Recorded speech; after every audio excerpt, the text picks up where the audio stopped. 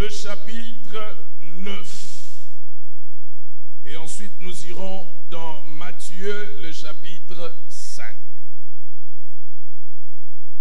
Au verset 5e de Jean 9, nous lisons ceci.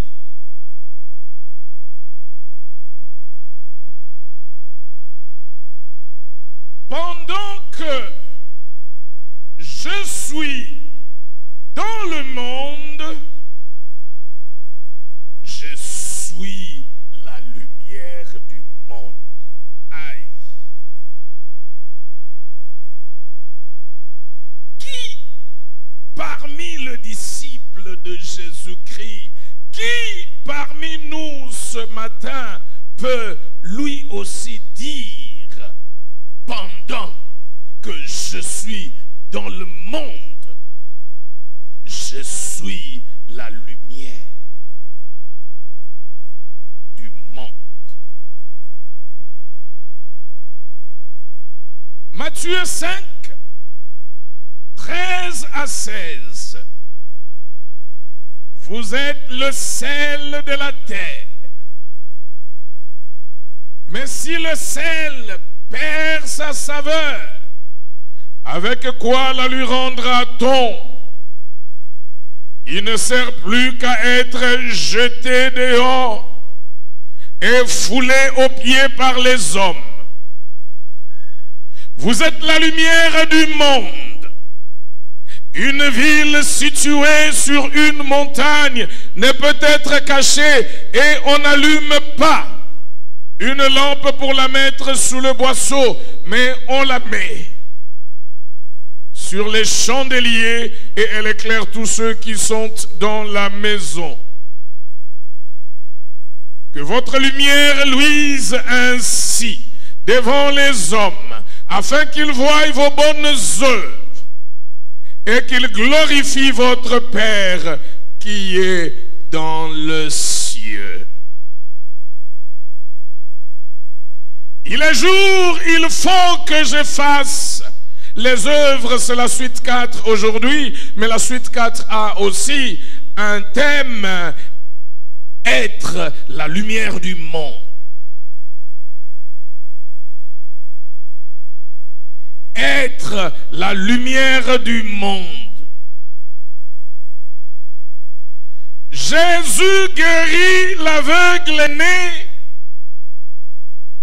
parce qu'il est la lumière du monde. Et ses disciples, nous sommes. Sinon, nous devions être. Notre vocation est la lumière du monde. Le jour n'a pas besoin de lumière. C'est plutôt la nuit, sinon l'obscurité qui en a besoin. Allumer la lampe en plein soleil, cela n'aurait pas d'impact.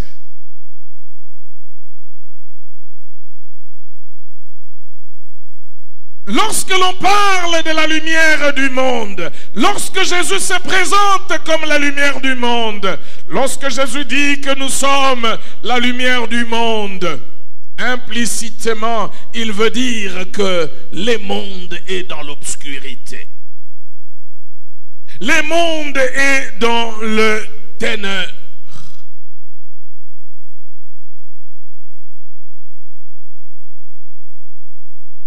Les sociétés,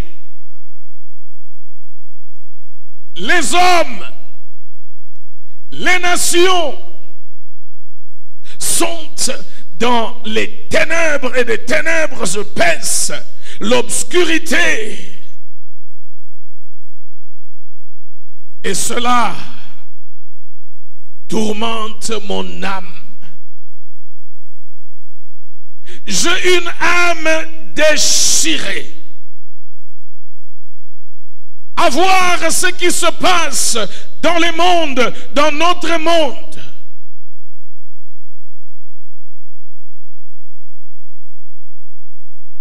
Dans notre monde,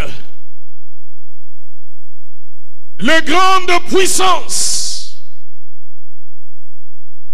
ne font que vanter leur capacité de détruire la terre. Ils en sont fiers, elles en sont fières. Chacune présente ses missiles, ses sous-marins de chars, des avions de chasse.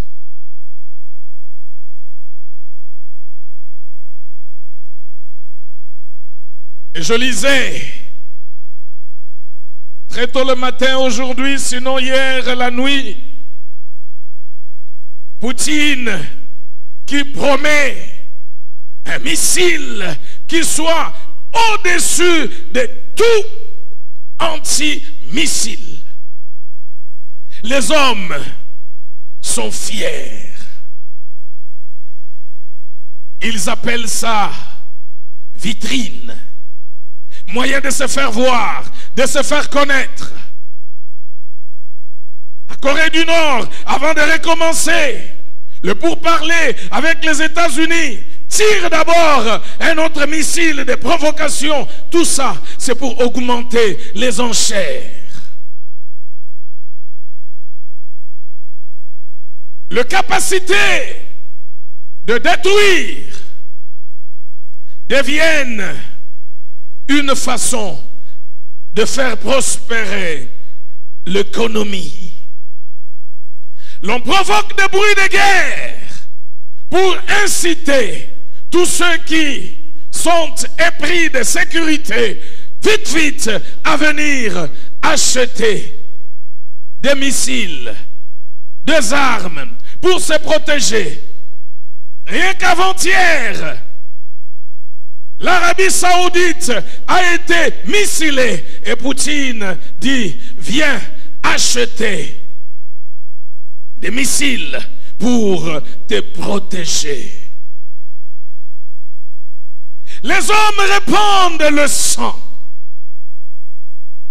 et ils sont félicites, ils sont heureux,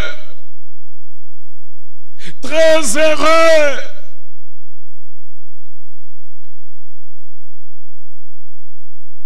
Et certaines fois, c'est le sang de ceux qui répandent le sang qui est répandu comme salaire de leurs actions. Mais bien aimés, c'est toujours du sang qui n'était pas supposé couler, parce que le sang de Jésus a déjà tout accompli.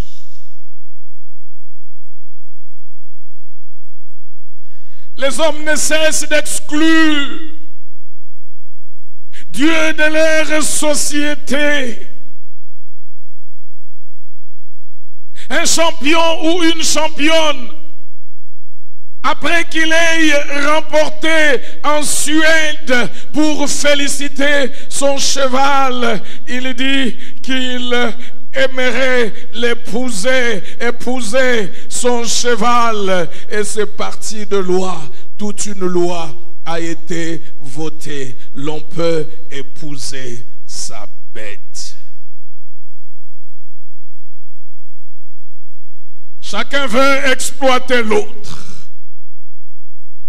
Je suis très triste, frères et sœurs, et j'en parle toujours, de voir tous ceux qui rançonnent leurs frères, qui font payer cher à leurs frères. Le soir, vous le voyez, ils parquent partout, ils prennent la chèvre et la bière. Ils aiment le noir, l'obscurité. Il ne faut pas qu'on allume. Il ne faut pas qu'on allume. Oh Seigneur.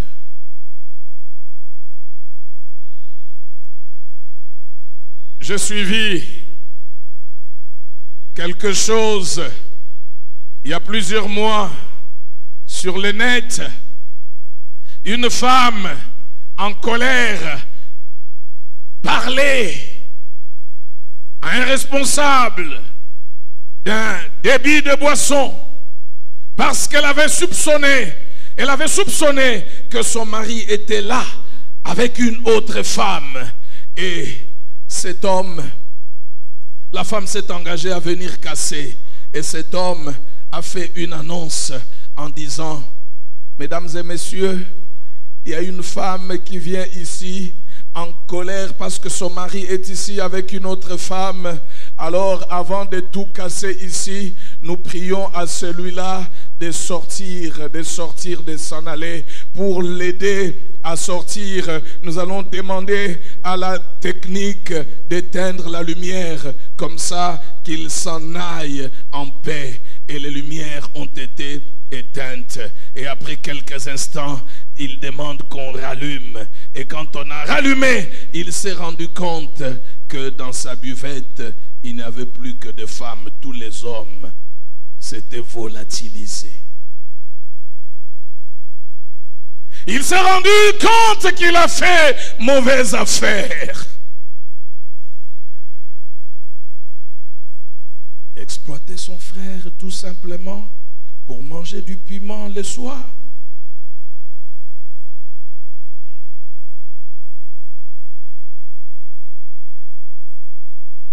Je me souviens toujours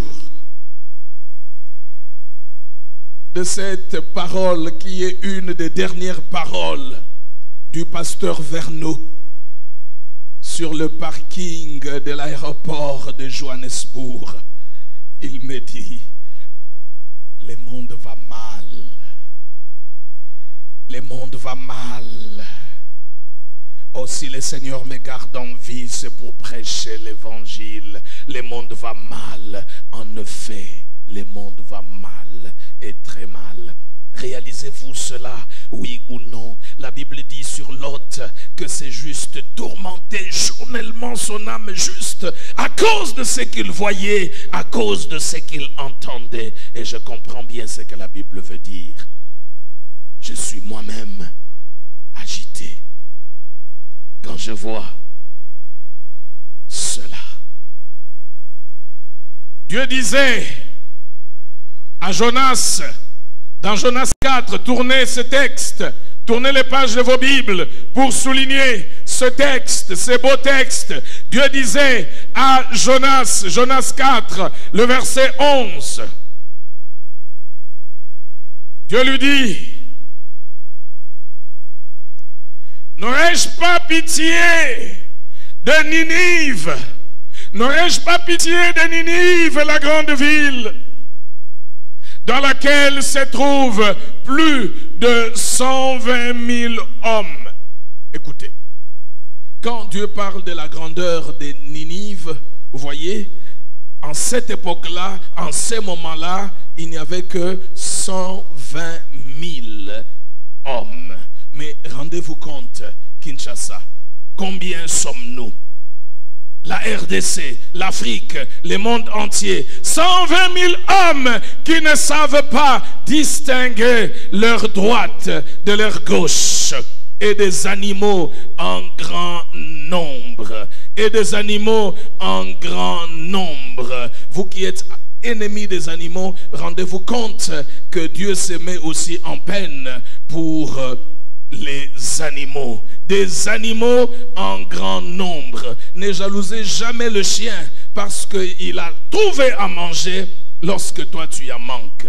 Tu ferais mieux tout simplement toi aussi de t'en procurer au lieu de convoiter et de te fâcher contre le chien. Dieu résume le garement de Ninive.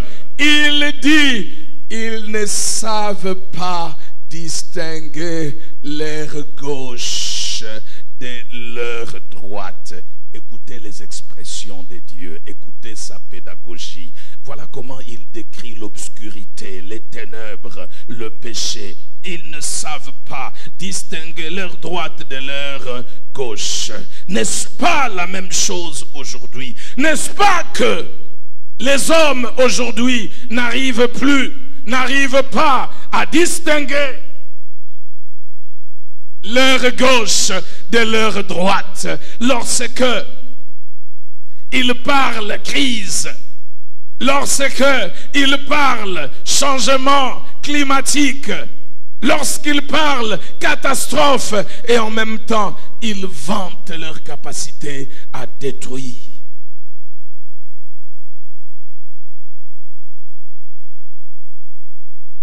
Mesdames et messieurs, frères et sœurs, lorsqu'il y a inceste,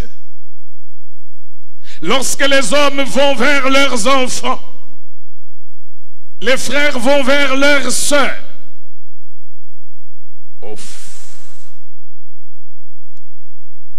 rien qu'en parler, ça pèse dans ma bouche sur mes lèvres. Lorsque les humains s'accouplent avec des animaux, je voyais une image d'un chien qui faisait des tentatives, des images réelles, des tentatives pour violer sa maîtresse. Où est-ce que ce chien a appris cela? Oh Seigneur, c'est affreux. Où est-ce que ce chien a appris cela? Sinon, probablement de la même maîtresse. Quand j'ai vu cela, je réagis au fond de mon cœur. J'ai dit, dans le Lévitique, ce chien doit être lapidé. Lapidé. Quand les hommes se comportent sans pitié, on parle aujourd'hui trafic des êtres humains, et les hommes s'en félicitent.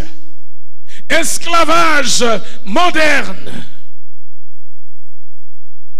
Le genre humain ne sait plus distinguer sa gauche de sa droite. Au Nigeria, à Lagos, dernièrement, la police a démantelé ce que l'on appelle usine à bébés. C'est quoi usine à bébés? Un endroit où les femmes sont séquestrées pour leur faire porter des grossesses. Et ces enfants sont vendus, les garçons, à environ 1700 $, le fille à environ 1300 $. Environ 25 femmes séquestrées dans cette usine à bébés. Mon Dieu, mon Dieu. L'on parle aujourd'hui des prélèvements forcés des organes humains pour les vendre.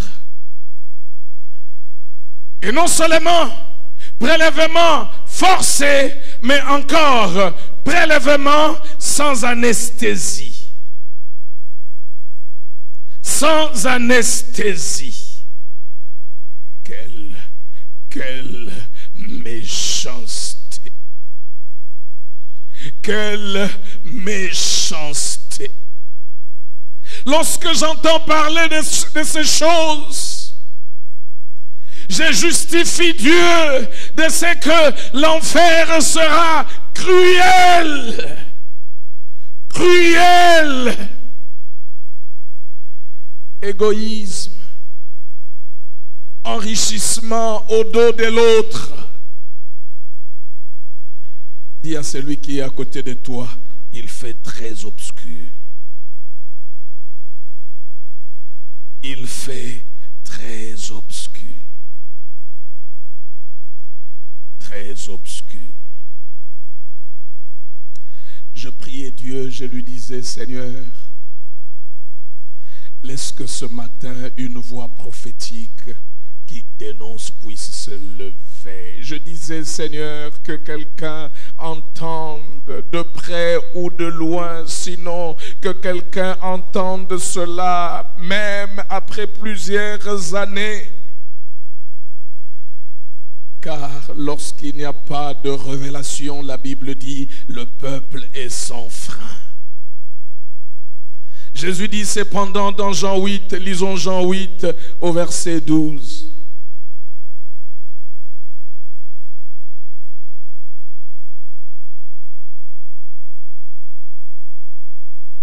Jean 8 au verset 12.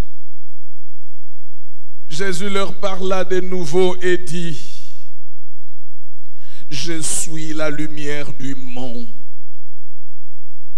Celui qui me suit ne marchera pas dans les ténèbres, mais il aura la lumière de la vie. Mesdames et messieurs, frères et sœurs, suivez Jésus et vous ne marcherez pas dans les ténèbres.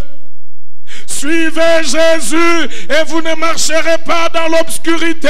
Jésus est la lumière du monde. Jésus est le chemin, il est la vérité, il est la vie. Il est non seulement le chemin, mais il est en plus de cela la lumière qui éclaire ce chemin. Mais nous devons nous rappeler que ce que Jésus est pour le monde, c'est aussi ce que son disciple est pour le monde. Ce que Jésus est pour le monde, c'est aussi ce que son disciple devait être pour le monde.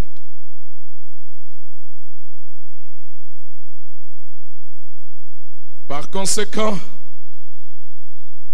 le disciple éclaire les hommes de la lumière de Jésus. Le disciple rayonne Jésus. Jésus. Frères et sœurs, l'Église ne devait pas être tout simplement une Église sainte et inerte. Une église sainte tout court, loin de là. L'église, le croyant, ne devait pas tout simplement se féliciter de ne pas être comme les autres, de ne pas faire comme les autres. Ça, c'est ce qui est le cas. Malheureusement, nous nous félicitons d'être différents, de ne pas être comme les autres. Si au moins, si ne fût-ce que nous ne sommes pas comme les autres. L'Église ne devait pas tout simplement s'indigner lorsqu'il y a des scandales et assister impuissante à tous ces dérèglements lorsque les hommes ne savent pas distinguer leur gauche de leur droite. Mais l'Église fait connaître Jésus-Christ, la lumière du monde. Jésus-Christ, la lumière du monde. Alléluia. Dis à celui qui est à côté de toi, être saint, ton rôle ne se limite pas là.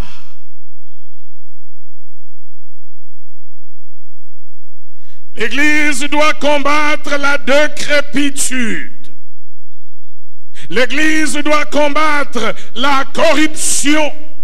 L'Église doit donner la saveur, devait donner la saveur, devait donner du goût. Car la saveur ne vient pas avec le bien de ce monde. Dernièrement, un milliardaire s'était suicidé. Un autre milliardaire s'était suicidé après avoir acquis des milliards. Oh, si seulement il pouvait avoir la présence d'esprit de laisser tous ces milliards dans l'œuvre de l'évangélisation avant de se suicider.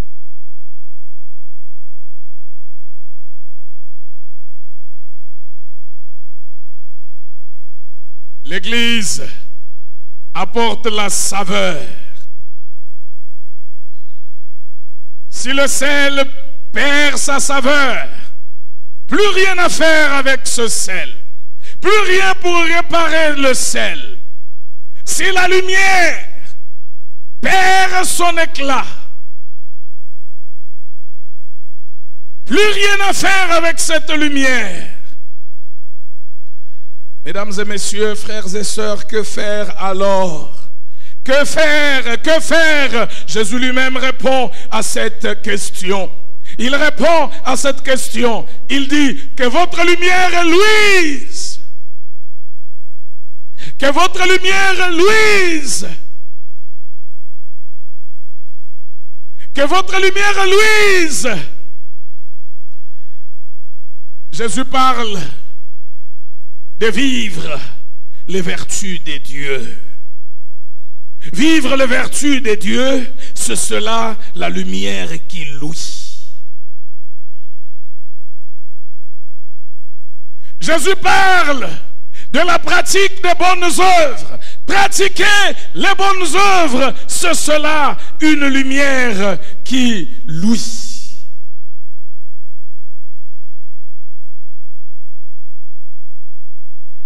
Jésus parle d'annoncer l'évangile. Annoncer l'évangile. Annonçons l'évangile avec et sans parole. Annonçons l'évangile avec la parole. Annonçons l'évangile sans la parole. Et Paul dit à Timothée, en toute occasion, favorable ou non. Favorable ou non. Annonçons l'évangile. Annoncez l'évangile.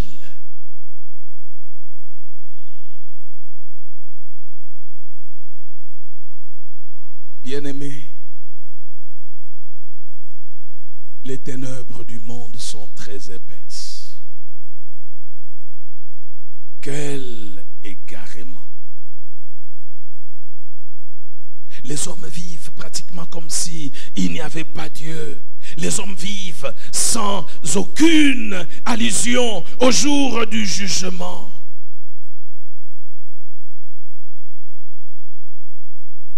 Et les hommes disent qu'un Dieu d'amour ne peut pas envoyer des hommes en enfer. Mais un Dieu juste ne peut pas réserver un même salaire, un même sort au juste et à l'impie.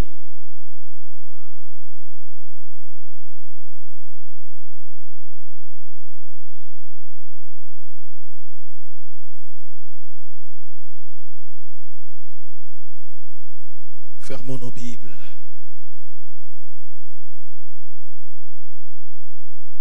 Élevons-nous tous ensemble.